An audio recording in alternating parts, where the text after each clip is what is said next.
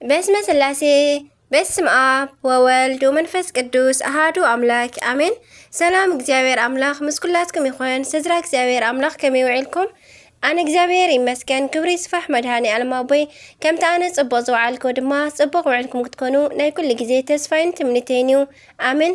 በስመ አብ ወወልድ ወመንፈስ ቅዱስ ኣሃዱ ኣምላክ ኣሜን። ስንክሳር ዘወርሃ ሚያዝያ ዕለት 28 ስንክሳር ድሰምዕ ዘንብብ ፍቕሪ ጎይታ ኣብ ልቡ ይዕንብብ ሓለዋን ጸሎትን ናይ ቅዱሳን ድማ ይረክብ ዝክረ ጻድቅ ለዓለም ሄሉ ዝኽሪ ናይ ጻድቅ ንዓለም ይዝነብር ካብ ኩሉ ክፉእ ዘበለ ክትድሕኑ ንቅዱሳን ተማሕፀኑ አሜን። በስመ አብ ወወልድ ወመንፈስ ቅዱስ አሃዱ አምላክ አሜን። ወላዲተ አምላክ ቅድስት ድንግል ማርያም አደይ ልሳን አንደበት ኩነኒ አሜን። ቅዱስ ሜልዮስ ሰማዕት። ቅዱስ ሜልዮስ ንእስነቱ ብመንፈሳዊ ትምህርቲ ዘሕለፈ ኣብ ናይ ጉብዝናኡ ወርሓት ፈጣሪኡ ዝዘከረ ሕያዋይ ክርስቲያን እዩ። ነዚ ዓለም ከዓ ምስ ክፍኣታ ንዒቑ ኮራሳት ናብ እትበሃል በረኻ ከይዱ ኣብ ውሽጢ ጎቦታትን ጫካን ብጾምን ብጸሎትን ንብዙሕ ዓመታት ተጋደለ። በዚ ግዜ ናይ ብሕትውና ዘመናቱ ንልብሱ ፀሓይን ቁርን ቆራሪጹ ስለ ዝወድኦ ፈጣሪ ጸጉሪ ኣልወሶ። ናይ ኣባ ሜልዮስ ጸጉሪ ክሳብ እግሩ ጭሕሙ ድማ ክሳብ ጉልበቱ ነበረ። ዕድሚኡ ከይዱ ምስ ኣረገ ንኸገልግልዎ ድማ እግዚአብሔር ኣምላኽ ክልተ መንእሰያት ምስጉናት ዝኾኑ ክርስቲያን ለኣኸሉ። ንሶም ከዓ ኣባ ኢያሱን ኣባ ዮሴፍን ይበሃሉ። ክልቲኦም ቅዱሳን ከዓ ንኣምላኾም ንእግዚአብሔርን ንኣቦኦም ንቅዱስ ሜልዮስን ብፍጹም ቅንዕና ኣገልገልዎ። ድሕሪ ግዜ ግን ኣብቲ ኣከባቢ ዝነበሩ ንጣዖስ ዘምልኹ ኣራዊት ከነጻውድ ኢና ኢሎም ብዝዘርግሕዎ መረብ መጻወድያ ንቅዱስ ሜልዮስ ሓዝዎ እሞ ክርስቲያን ምዃኑ ምስ ፈለጡ ከዓ ንፀሓይ ስገድ ኢሎም ቀጥቀጥዎ። ደቂ መዛሙርቱ ከዓ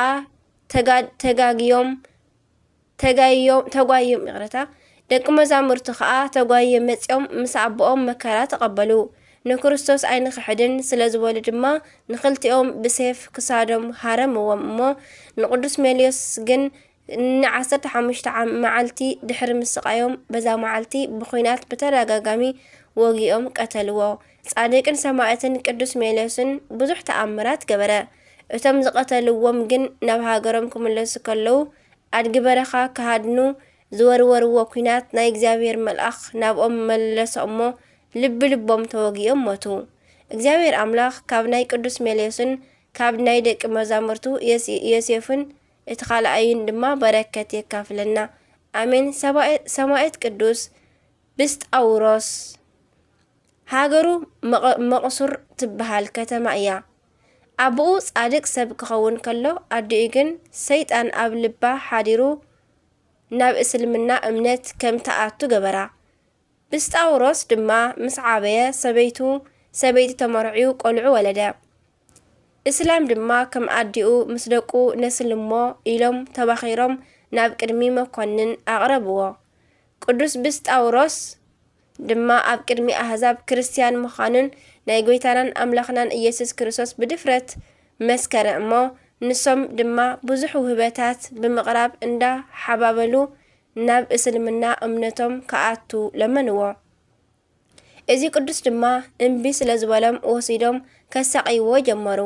ደጊሞም ድማ ናብ ፍርዶም ኣቕሪቦም ብእሳት ተቓፂልካ ካብ ምሟትን ክርስትና ገዲፍካ ናባና ካብ ምምፃእን ኣየናይ ይሓሸካ በልዎ።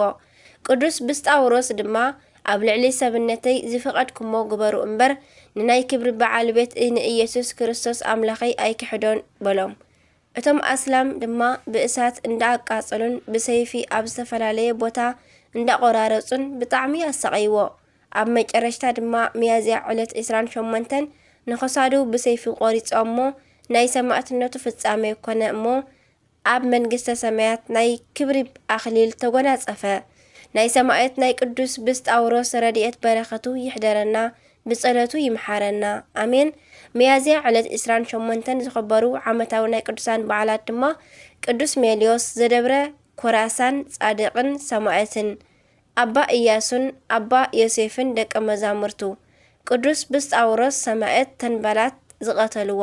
ወርሓዊ በዓላት ድማ ኣምላኽና ኣማኒኤል أملاخ سب كونه سب دما أملاخ كونه قدوسان أبراهام إسحاق ويعقوب قدوس تيودروس روماوي قدوسان اندرانيقوس وأثناسيا قدستي عامة كريستوس قدوسان أبادير وإيرائي قدستي سوسنا نتي زمتسكا مكرا أي تفرحيو إنهم انتي كتفتنو ديابلوس نقالي خاتكم نابيت مأسرتي كدربيكم إيو عسرت معالتون سببا كرخبكم إيو نسخاقن كسع موت أمون كن أنا ون أخلي الهوات كهبك عيا يبل رأي معرف كلته فقدي عسرته برخة رديتنا كلهم قدسان يكاف لنا እግዚአብሔር أملاخنا كفقر قدسان أيف لنا آمين نعيسران تشعتن ميازيا دما نغصل مالتيو بسم آب وولد ومنفس قدوس أهادو أملاك آمين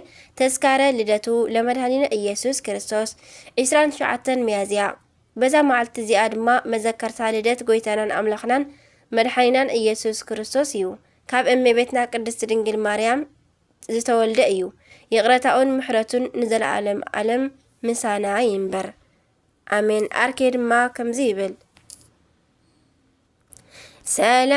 سلام للدتك ام دنجل مريم بسقع انبلتاره ومن سقع ኢየሱስ ክርስቶስ ፍጹም ጻድቅ ወጸጋ ለኃጢአት በምሕረትከ ህድጋ ወለጸሎት የሃቤከ አርጋ ይብል እግዚአብሔር አምላክ ምሕረት ቸርነት ናይ ጎይታናን አምላክናን መድኃኒናን ኢየሱስ ክርስቶስ ምስኩላትና ይኹን አሜን። ቅዱስ አርስጦስ ሐዋርያ ከምኡውን በዛ መዓልቲ እዚኣ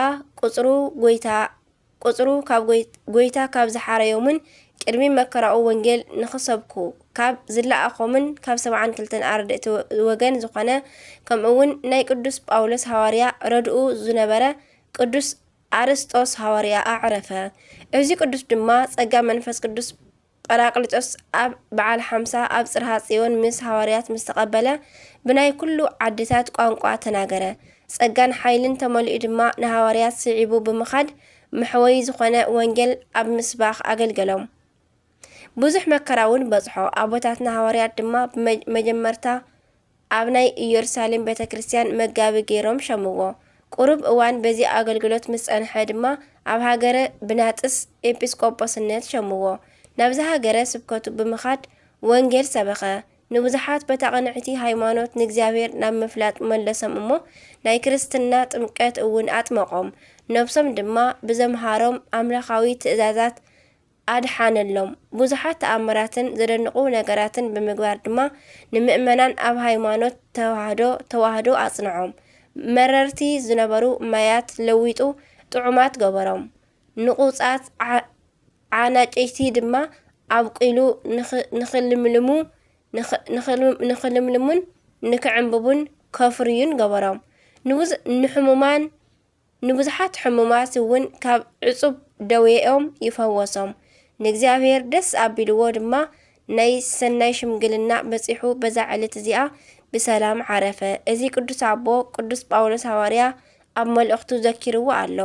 ንእግዚአብሔር ኣምላኽና ምስጋና ይኹን። ንዓና እውን ንዘለዓለም ዓለም ብጸሎት እዚ ቅዱስ ሐዋርያ ይምሓረና። በረኸት እውን ምስ ኩልና ህዝበ ክርስቲያን ትንበር አሜን። ኣርኪኡ ድማ ከምዚ ይብል ሰላም እብል አርስጦስሃ ፍጹመ ኤጲስቆጶስና ብዕዳ ሐዋርያ ተሰይመ ለሃገረ ብናጥስ ህዝብ እንዘያርኢ መድምመ ገብረ በጸለቱ ይብሰ እጸልምሉመ ወምረረማ ይረሰየ ጥዑመ ይብል። ከምኡውን አባ አካክዮስ ኤጲስቆጶስ በዛ መዓልቲ እዚኣ ንጹህ የዋሕን ጻድቕን ኤጲስቆጶስ ኢየሩሳሌም አባ አካክዮስ ዓረፈ። ነዚ ቅዱስ አቦ ድማ ንብዙሕ ግዜ መዋእል ኣሰቐይዎ። እግዚአብሔር እውን ኣብ ልዕሊ ኣእዳው ተኣምራትን መንከራትን ገበረ። ብድሕሪ እዚ ድማ ብሰላም ዓረፈ። ንእግዚአብሔር ኣምላኽና ምስጋና ይኹን። ንዓና እውን ብጸሎቱ ይምሓረና። በረከቱ እውን ምስ ኩልና ህዝበ ክርስቲያን ትንበር ንዘለዓለም ዓለም አሜን። አርኬ ሰላም እብል ለአብ አካኪዮስ ዘኢየሩሳሌም ኤጲስቆጶስ እመካሃዲያን ህዝብ ድህረ ረከቦት ተባእስ ፈለሰ ዮም ሃበ አፍቀሮ ክርስቶስ እምሃውዘ ዓለም ዘብዕሉ ተጽናሰ ይብል ከምኡውን በዛ መዓልቲ እዚኣ ኣባ ጎምሶን ምስኡ ሰማዕትነት ዝተቐበሉ መዘከርታኦም እዩ። እግዚአብሔር ብጸሎቶም ይምሓረና ንዘለዓለም ዓለም አሜን። ንእግዚአብሔር አምላኽና ምስጋናን ክብርን አምልኮን ውዳሴን ምስኩላትና ይኩን ንዘለዓለም ዓለም አሜን። ብጸሎት እዞም ቅዱሳን ድማ ይምሓረና ካብ ተጋድልኦም ካብ ትዕግስቶም ድማ ይክፈለና አሜን። 29 ሚያዝያ ዝኽበሩ ዓመታዊ ናይ ቅዱሳን በዓላት ድማ ቅዱስ አርስጦስ ሐዋርያ ካብ 72 አርድእቲ ሓደ ዝኾነ አባ አካኪዮስ ዘኢየሩሳሌም ጻድቅና ንጹህ ዝኾኑ አባ ገምሶ ሰማዕት። ወርሓዊ በዓላት ድማ ናይ አምላኽናን ጎይታናን መድሓኒናን ኢየሱስ ክርስቶስ ልደት፣ ቅድስቲ አርሴማ ድንግል፣ ቅዱስ ጴጥሮስ ተፍጻሜተ ሰማዕት፣ ቅዱስ ማርቆስ ዘቶርማቅ፣ ቅድስቲ ፍቅርተ ክርስቶስ ኢትዮጵያዊት፣ ቅዱስ ዘርአ ክርስቶስ ጻድቅና ሰማዕት። በረኸቶም ይሕደረና ካብ ፍቕሪ ቅዱሳን ድማ ኣይፍለየና። ስንክሳር ድሰምዕ ዘንብብ ድማ ፍቕሪ ጎይታ ኣብ ልቡ ይዕንብብ። ካብ ኣናበባ ኩሉ ድማ ዝወደቀ ዝነጠበ ካብ ዜማ ኩሉ ብኣፈ ቅዱሳን ትጓሃን መላእክቲ ተኣርመለይ አሜን ወአሜን ይበሉ ኩሎም መላእክተ ሰማይ። አቡነ ዘበሰማያት ይትቀደስ ስምከ ትምጻእ መንግስትከ ወይኩን ፈቃድከ በከመ በሰማይ ከማሁ በምድር ሲሳየነ ዘለለ ዕለትነ ሀበነ ዮም ህድግ ለነ አበሳነ ወጌጋየነ ከመ ንሕነኒ ንህድግ ለዘአብስ ለነ ኢታብአነ እግዚኦ ውስተ መንሱት አላ አድኅነነ ወባልሐነ እንኩሉ እኩይ እስመ ዚአከ ይእቲ መንግስት ኃይሉ ስብሐት ለዓለመ ዓለም አሜን። በሰላም ቅዱስ ገብርኤል መልአክ ኦ እግዝእትየ ማርያም ሰላም ለኪ ድንግል በልናቺ ወድንግል በስጋቺ እመ እግዚአብሔር ጸባኦ ሰላም ለኪ ብሩክት አንቲ እምአንስት ወብሩክ ፍሬ ከርሥኪ ተፈሥሒ ፍሥሕት ኦ ማርያም ምልዕተ ጸጋ ምልዕተ ውዳሴ ምልዕተ ሞገስ ምልዕተ ኩሉ እግዚአብሔር ምስሌኪ ሰአሎ ጸሊ ሀበ ፍቅር ወልድኪ ኢየሱስ ክርስቶስ ከመ ይስረይ ለነ ኃጣውኢነ ተማሂፀነ በኪ ተማኅፀነ በክዳንኪ አሜን። ስብሐት ለእግዚአብሔር ወለወላዲቱ ድንግል ወለመስቀሉ ክቡር አሜን አሜን ለይኩን።